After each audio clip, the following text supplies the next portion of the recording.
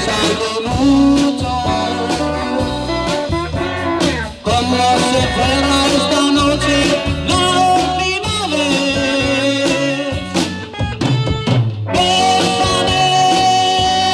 Bésame mucho, y tengo miedo de perderte.